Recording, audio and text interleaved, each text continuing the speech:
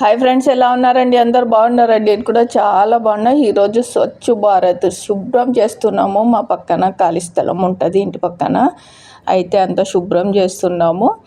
పాములు తిరుగుతున్నాయంట, భయపడుతున్నారు ఇక్కడ పక్కన వాళ్ళందరూ. పాము తిరుగుతుందక్క అంటే నేను అన్నాను, మనిషి కన్నా ప్రమాదం ఏమి కాదులేండి, ఆ పాములు మనిషే చాలా ప్రమాదం. అన్నిటికంటే పాముల కన్నా, క్రూర మృగాల కన్నా భయంకరమైనది ఏదన్నా ఉంది జీవి అంటే మనిషే.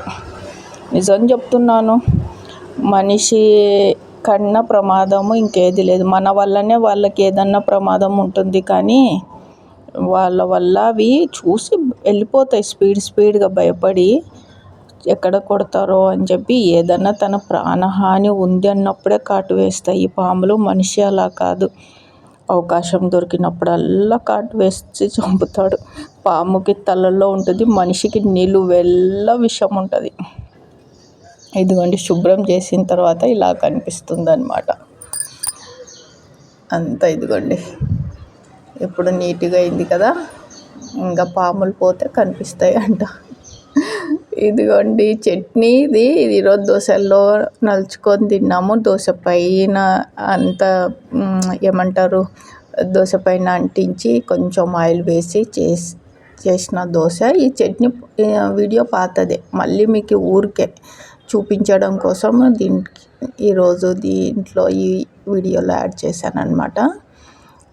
కొంచెం నేను చెప్పాను కదా, ఫ్రిడ్జ్లో పెట్టేసి మనకు కావాలన్నప్పుడు కొద్దిగా తీసి ఇలాగా ఫ్రై చేసుకొని తింటే బాగుంటుందని చెప్పేసి ఈ చట్నీ గురించి. అయితే మార్నింగ్ తిన్నాగా మిగిలింది ఫ్రిడ్జ్లో పెట్టాను. ఇంకా సరే, ఈవినింగ్ దోశ పిండి ఉంది కాబట్టి ఇంకా దోశ పిండి ఉంది కాబట్టి ఇంకా దోశ వేస్తున్నాను.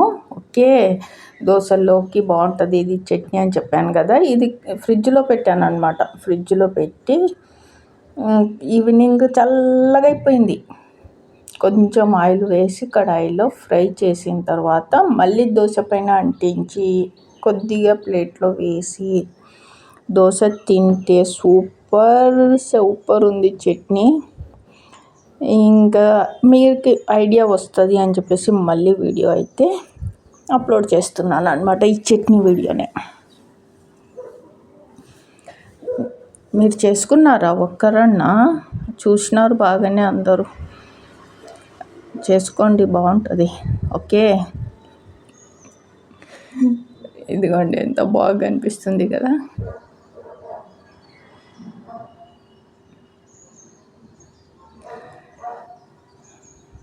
అన్నంలో, రోటీలో, దోశలో, ఉప్మాలో, అన్నిట్లో చాలా బాగుంది. ఇడ్లీలో కొంచెమే వీడియో అప్లోడ్ చేయమ్మా అంటే మా పాప మొత్తం వీడియో మొత్తం పెట్టేసింది.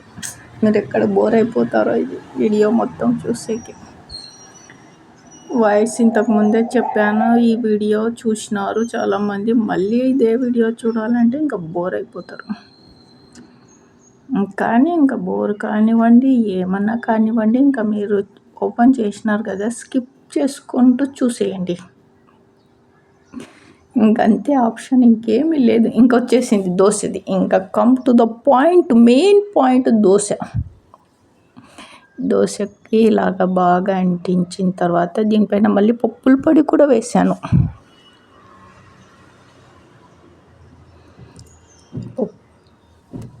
పప్పుల పొడి తర్వాత చట్నీ, ఇదిగోండి చట్నీ. ఆలు ఏం చేశానంటే బాయిల్ చేసి తాలింపు వేసాను. జీరా, పచ్చిమిర్చి, ఆనియన్ సన్నగా కట్ చేసి ఇలాగ ఆలు బాయిల్ చేసిన కర్రీ. ఇదిగోండి ఈ ప్యాన్లోనే ఫ్రై చేశాను అని చూపిస్తున్నాను అనమాట. ఓకే, ఇదిగోండి దోశలు అయితే చాలా చాలా బాగున్నాయి. ఎందుకు చూపిస్తున్నానంటే మీకు నోరు ఊరించడానికి. దోశ పిండి ఉంటుంది కదా ఫ్రిడ్జ్లో, పిల్లలు స్కూల్ నుంచి వస్తారు కదా, అప్పటికంతా మీరు ఇలాగా ఆలు కర్రీ చేసి పెట్టండి. పిల్లలు రాగానే ఆ చట్నీ కూడా చేసి పెట్టుకోండి. మీరు వేడివేడిగా అప్పటికప్పుడు చేసుకోండి.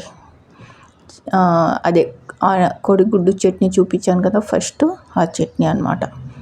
ఇలాగ దోశ పైన మంచిగా రాసి పిల్లలకి పెట్టండి.